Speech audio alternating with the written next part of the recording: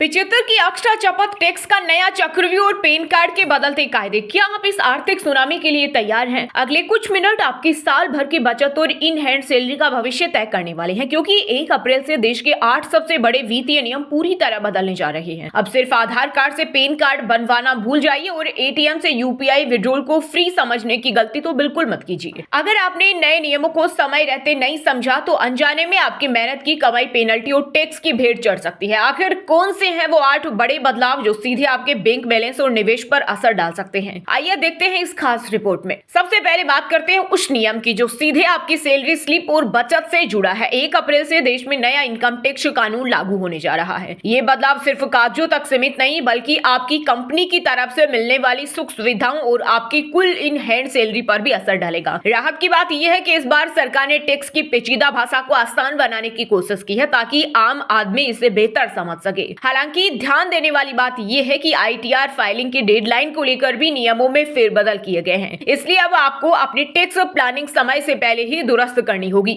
दूसरा, अगर आप हाईवे पर सफर करते हैं तो आपको याद होगा national highway authority of India ने पिछले साल जो 3,000 रुपए का फास्टैग एनुअल पास लॉन्च किया था, उसकी कीमत अब बढ़ने जा रही है। 1 अप्रैल से इस पास के लिए आपको 3,000 के बजाय 3,075 रुपए चुकाने होंगे, यानी सीधे 75 रुपए की बढ़ोतरी। यहाँ आपको थोड़ा याद दिला दें कि इस पास की वैलिडिटी 1 साल या 200 ट्रिप्स तक सीमित होती है, जो भी पहले पूरा हो जाए। ये छोटी सी दिखने वाली रकम बार बार सफर करने वालों के लिए मंथली बजट को थोड़ा सा और टाइट कर सकती है। पैन कार्ड बनवाना अब पहले जैसा आसान नहीं रहने वाला। अभी तक आप सिर्फ आधार कार्ड देकर अपना पैन कार्ड बनवा लेते थे, लेकिन 1 अप्रैल से नियम बदलने जा रहे हैं। अब नए पैन कार्ड या पुराने कार्ड में अपडेट के लिए केवल आधार काफी नहीं होगा, आपको इसके साथ पासपोर्ट, बर्थ सर्टिफिकेट या वोटर आईडी जैसी कोई दूसरी सरकारी आईडी भी देनी होगी। सरकार पहचान की प्रक्रिया को और ज्यादा पुख्ता करना चाहिए, इसलिए अगली बार आवेदन करने से पहले अपने दस्तावेज की फाइल्स जरूर चेक कर ले। बैंकिंग की दुनिया में भी बड़े बदलाव हो रहे हैं, खासकर एचडीएफसी और पीएनबी जैसे बड़े बैंकों में। आपको जानकर हैरानी होगी कि अब एचडीएफसी बैंक ने यूपीआई आधारित कैश विड्रॉल को भी एटीएम ट्रांजैक्शन की श्रेणी में डाल दिया है। इसका मतलब है कि अगर आप यूपीआई के जरिए एटीएम से पैसे निकालते हैं तो वह भी आपके फ्री ट्रांजैक्शन लिमिट में ही गिना जाएगा और सीमा खत्म होने पर आपको अतिरिक्त चार्ज देना होगा। वहीं बंधन बैंक ने भी साफ कर दिया है कि महीने में केवल 5 फ्री कैश ट्रांजैक्शन ही मिलेंगे। साथ ही आरबीआई ने सुरक्षा बढ़ाते हुए 1 अप्रैल से सभी डिजिटल पेमेंट्स के लिए 2 फैक्टर ऑथेंटिफिकेशन को अनिवार्य कर दिया है। अगर कोई बैंक इस सुरक्षा चक्र को नहीं अपनाता और आपके साथ फ्रॉड होता है तो इसकी पूरी जिम्मेदारी अब आपकी बैंक की होगी। निवेशकों के लिए भी ये साल टैक्स की नई चुनौतियां लेकर आया है। बजट 2024 के प्रस्तावों के मुताबिक अब सोवरेन गोल्ड बॉन्ड यानी एसजीपी से होने वाले मुनाफे पर आपको कैपिटल गेन्स टैक्स देना होगा। टैक्स छूट का फायदा अब केवल उन्हीं लोगों को मिलेगा जिन्होंने आरबीआई के ओरिजिनल इश्यू के दौरान बॉन्ड सब्सक्राइब किए हैं और उसे मैच्योरिटी तक अपने पास रखा है। अगर आप मार्केट में सेकेंडरी तौर पर बॉन्ड खरीदते हैं तो मैच्योरिटी पर आपको टैक्स चुकाना ही पड़ेगा। इसी तरह शेयर मार्केट में फ्यूचर्स और ऑप्शन की ट्रेडिंग पर सिक्योरिटीज ट्रांजैक्शन बढ़ा दिया गया है। अब फ्यूचर्स पर 0.05 और ऑप्शंस पर 0.15% टैक्स लगेगा। इतना ही नहीं, शेयर बायबैक से होने वाली कमाई को भी अब डिविडेंड के बजाय कैपिटल गेन माना जाएगा, जिससे आपकी टैक्स देनदारी बढ़ सकती है। तो दोस्तों, ये थे वो 8 बड़े बदलाव जो 1 अप्रैल से आपकी आर्थिक जिंदगी का हिस्सा बनने वाले हैं। हम उम्मीद करते हैं कि ये जानकारी आपके वित्तीय फैसलों को बेहतर बनाने में मददगार साबित होगी। अगर आपको ये वीडियो काम की लगी हो तो इसे लाइक करना बिल्कुल ना भूलें। अपने दोस्तों और परिवार के साथ भी इसे शेयर करें ताकि वे भी इन नए नियमों से अपडेट रह सकें। ऐसे ही और इन्फॉर्मेटिव कंटेंट के लिए हमारे चैनल को सब्सक्राइब जरूर करें। मिलते हैं अगले वीडियो में, तब तक के लिए धन्यवाद।